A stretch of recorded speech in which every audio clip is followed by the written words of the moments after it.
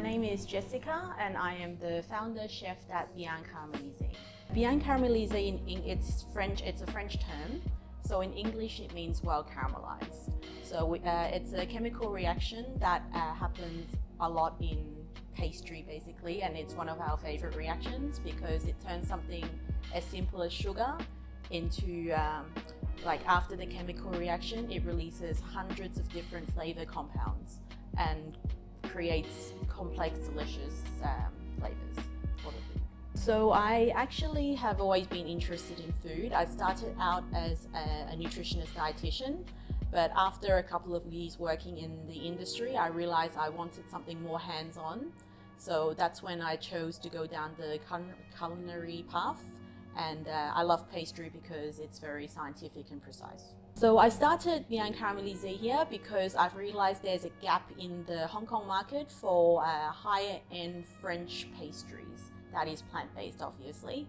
And I feel like a lot of people do ask me for desserts like that, and I feel like it's the right time, especially now with the pandemic, that people need to eat better, but in the same time still be able to enjoy the food. I use many different types. So obviously first thing is as most people know, pastries consist of a lot of butter, eggs, white sugar and white flour. So I don't use any of that obviously, and I do replace them with many different types of grains and seeds. I use a lot of ancient grains and also use stone grind flours. For example, I use sorghum, I use rye, I use buckwheat, I use different types of barley, for example. And also with the sugars, I use much more than, I actually don't use any refined sugars, no white sugar. I use a range of maple syrups, coconut nectar, coconut sugar, and all the unrefined raw sugars basically, yes. Making eclairs. So with my menu right now, I try to keep with the very classic flavors of French pastry. So all the French pastries I do right now are pretty much vanilla, chocolate and hazelnut flavors. So this is going to be a chocolate eclair. So I've already filled this one beforehand, so it's nice and filled, heavy, plenty of cream inside. And we're going to dip it into a chocolate glaze to give it a nice shiny look. I do plan to do a bit more like different styles and flavor combinations later, but all the French pastries I keep it simple, so chocolate, vanilla, hazelnut flavors, which is what is most familiar for people. Just gonna let that set a little bit.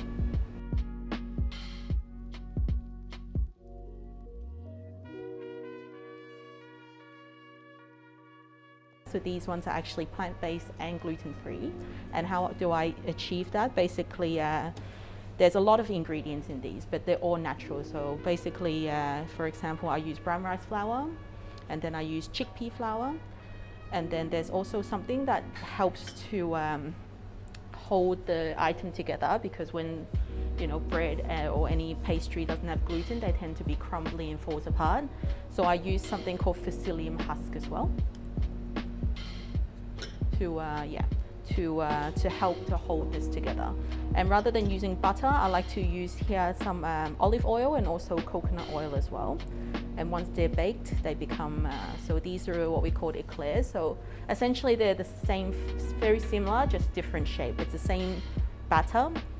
So eclairs are the long ones, and then this is what I'm going to be making, something what we call a Paris-Brest.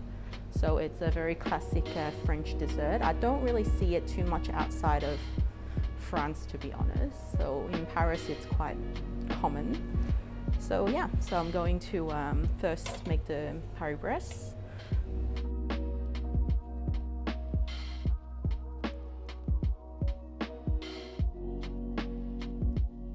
Called pralines here as well. So you can find them commercially quite easily, but I don't like the commercial ones because for one, they probably have been sitting on the shelves for many months. So with nuts, it goes rancid quite easily. So I grind these fresh every 2 weeks or so. And then also with that, I can adjust the amount of sugar I put in. So all my pastries are around 50% less sugar than conventional pastries. So in Hong Kong, that's quite, it suits the locals quite well.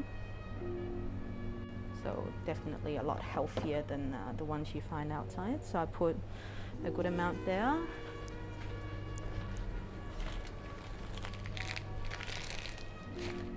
Then I'm going to be piping on the top.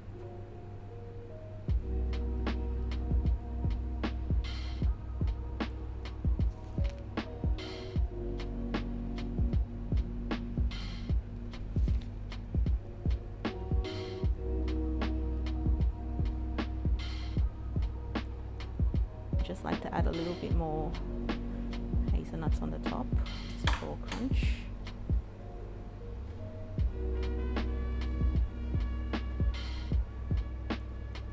Put the lid back on.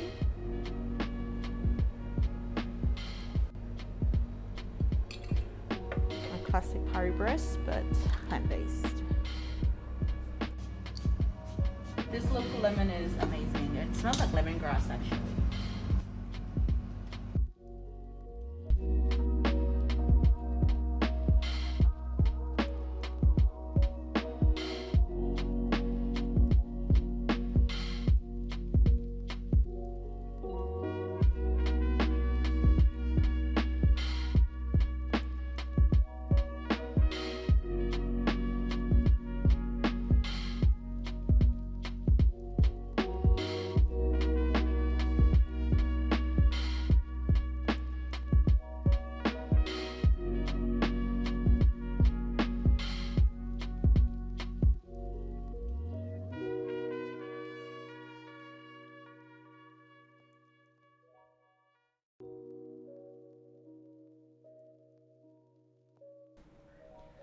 Hello everyone, my name is Katie Chan. I'm the founder of the Chocolate Club. I'm also a certified chocolate taster. I used to work for a commercial chocolate company before, and I was a product developer. And since then, I love chocolate a lot. So I was a product developer before, so I have to find out what kind of chocolate Hong Kong people like. And then I came across a TV channel, Channel 4 from the UK, called, there's a TV program called Willy's and the Chocolate Factory. And then I find it really fascinated that he sold his place in the UK, and then he brought a plantation in Venezuela and started growing cacao and make all the chocolate from scratch. I have been promoting craft chocolate for 7 years, but still in Hong Kong there are not many people know about it. And I think it's very similar to specialty coffee. It is something very niche, and so far we find lots of people like craft chocolate. They also like other food and beverage.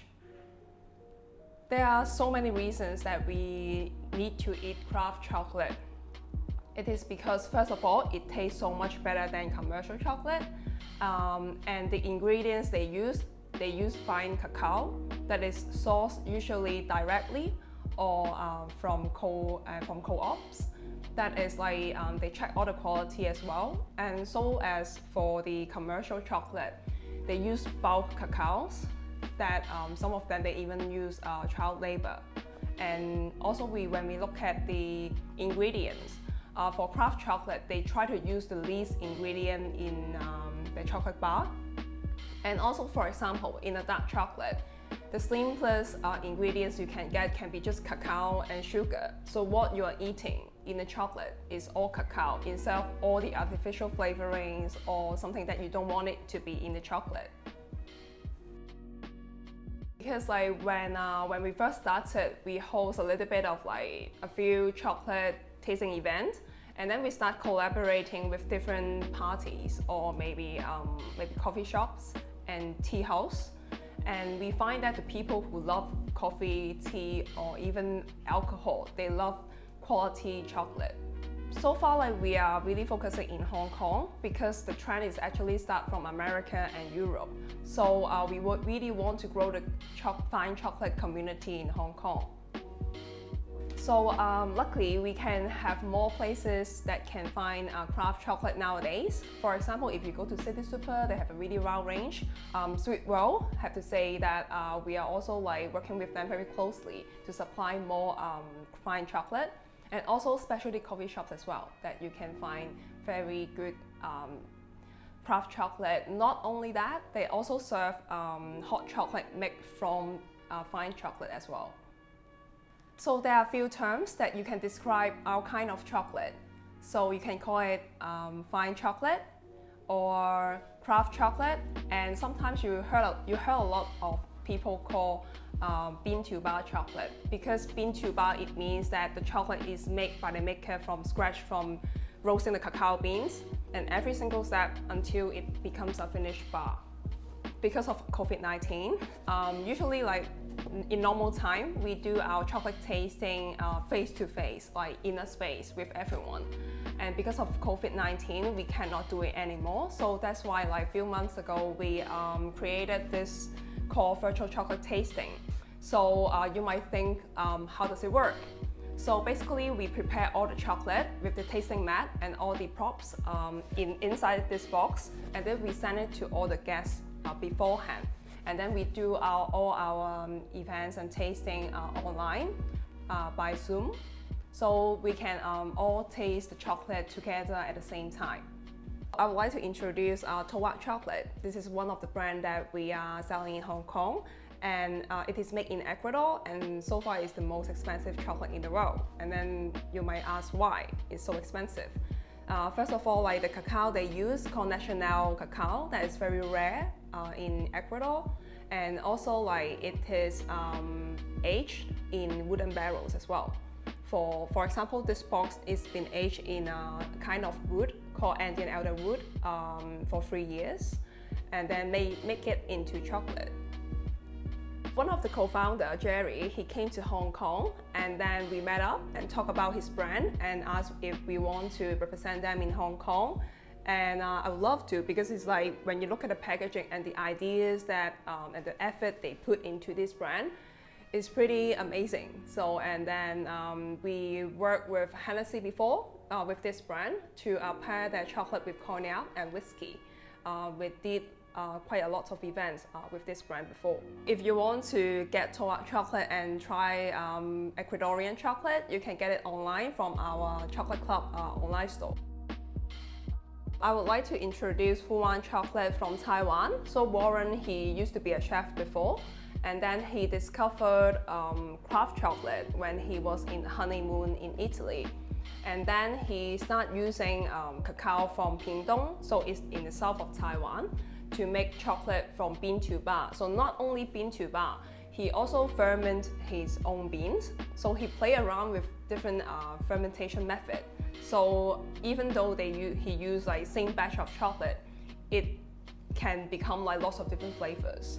And he also he loved to use lots of different flavors and ingredients that can found in Taiwan. For example, this bar is called Red J tea. So we all know that it's very famous for tea, you know, in Taiwan.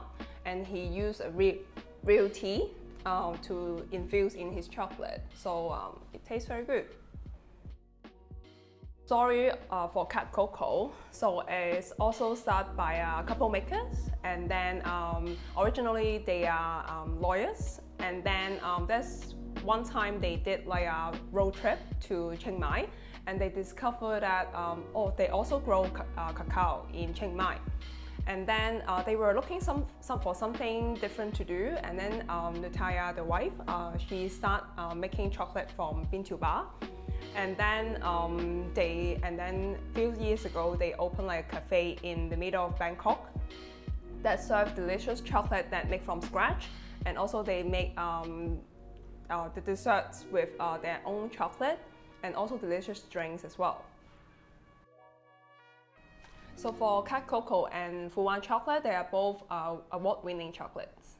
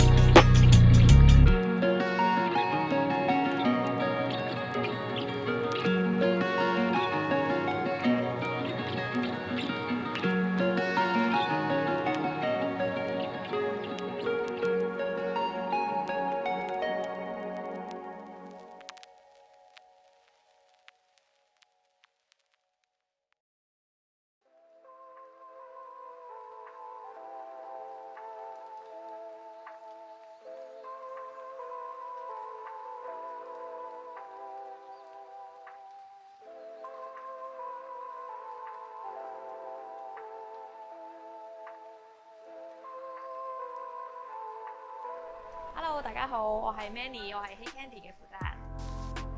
喺2014年啦，我哋發覺香港咧好少呢一個糖果，咁我哋咧就好想將呢個糖果帶俾香港嘅朋友啦，我哋可以訂做啊，我覺得好得意，可以有香港屬於自己嘅糖果啊、味道啊咁樣。咁啊，當時我就同我個 partner 啦，亦都係我個糖果師傅，就一齊去創咗 Hey Candy 呢個品牌。其實咧 Hey Candy 咧，我哋好想俾一個好直接、好簡單，就已經知道我哋係賣緊糖果嘅先啦，所以我哋會有 candy 嘅字喺入邊啦。咁我點解會用 Hey Candy 咧？就因為我哋食個喜字，係啦，喜字我哋中國人啊、香港人啊都好中意嘅字，咁我覺得好 funny 嘅成件事，都覺得好開心啊！大家可以喺我哋食嘅糖啊，可以玩啊咁樣咯。我哋做糖果咧有好幾個步驟嘅。咁我哋咧首先就要煮糖啦，煮完糖之後我哋要調色啦，調完色等佢枯乾之後咧，我哋要進行拉糖。咁拉糖咧就令到個糖果變脆身嘅。咁跟住我哋就會喺熱台上面去做圖案啦。咁咧我哋做完圖案之後咧，我哋就會包外皮，好似包壽司咁嘅原理啦。跟住就會掹出嚟，枯乾咗之後就會似一粒粒。其實咧，呢個糖果好有趣嘅，可能你去到世界各地咧都會見到呢個糖果啦。咁但可能你食到嘅味道都係可能啲士多啤梨啊，或者係一啲 cherry 啊咁樣。咁首先我哋嘅樂趣就可以揾翻屬於我哋香港嘅味道，可能我哋嘅荔枝啊係我哋香港比較中意食嘅味道啦，或者提子啊都係我哋啲王牌。咁或者可能係我哋細個好中意食嘅吹波糖，可以西瓜啊咁樣都係我哋揾咗好耐嘅味道嚟嘅。咁玩完味道之後咧，我哋就會玩糖果嘅款式啦。咁可能你喺外邊咧，你就會見到係一啲可能係一啲水果啊圖案啦，可能玩啲英文字母啊咁樣啦。咁我哋咧就會做一啲特別啲嘅，例如中文字。咁我哋有個香港系列啦，除咗係喜字之外咧，亦都會有香港呢個中文字嘅。咁啊，仲會喺唔同嘅節日嘅時候咧，就會出一啲新嘅款啦，例如聖誕節我哋會有聖誕 season 嘅糖果啦，有聖誕老人啊嗰啲唔同嘅公仔啦，所以就覺得好有趣。其實我哋每一年嘅聖誕同新年都係令我好深刻嘅，因為我哋都會出一啲新嘅款式啦。可能我哋喺聖誕節嘅時候，我哋有時會做啲雪花啊，或者可能會做啲唔同款嘅糖果咧，就挑戰自己嘅難度嘅喺嗰個時候。咁每一款咧都係好深刻嘅做嘅時候。咁啊，如果你去到新年嘅時候，咁我哋會因應住唔同嘅生肖啦，我哋都會去做一啲唔同嘅糖果。咁啊，好特別嘅可能係會同一啲唔同嘅品牌合作啊，或者喺一啲商場裏面去做 event 啊。咁其實呢啲都好深刻嘅。好奇怪嘅咧，我哋都會有做節嘅。有啲時候咧，啲客人咧可能去送一啲波板糖，想攞嚟求婚嘅。可能我哋會做一支好大支嘅波板糖，上面寫住 Wish you Merry Me 啊咁樣啦。或者可能有啲品牌話要求要一支好大支嘅攞嚟做 kick off 嘅，咁樣都會有嘅。咁呢啲都係可能平時好少會做到嘅，但係可能可以幫到佢哋去求婚成功咗，咁跟住回禮又會幫我哋訂啊，咁呢啲就覺得好搞笑嘅，其實都係。我哋其實嘅客人咧有好幾路嘅客人啦，咁如果你話普通嘅零售啦，我哋可能會買翻唔同嘅主題，例如生日啊、畢業啊、散水啊、結婚啊嗰啲香港系列嘅手信咁樣啦。咁啊呢度一部分啦。咁另外啲客人咧可能就會去啲訂單啊。咁個訂單可能咧會結婚啦，咁我哋就會訂自己個名喺糖果入邊做回禮小禮物啦。或者可能咧有啲公司佢哋需要訂一啲 souvenir 俾佢嘅客人，佢都會訂一啲細細 pack，可能印咗自己 logo 喺入邊嘅。咁或者可能有啲佢需要增加佢嗰日嘅 event 嘅氣氛嘅，會邀請到我哋糖果師落到現場去做拉糖表演啊咁樣。咁呢啲都係比較特別啲嘅。其實因為而家我哋嚟緊都係忙緊聖誕啦，同埋新年啦。咁啊，聖誕我哋都係嚟得開會有聖誕老人啊嗰啲公仔啦。咁新年我哋都會挑戰一啲吉利嘅説話啦、福字啊、發字啊呢啲咁，我哋都會做嘅。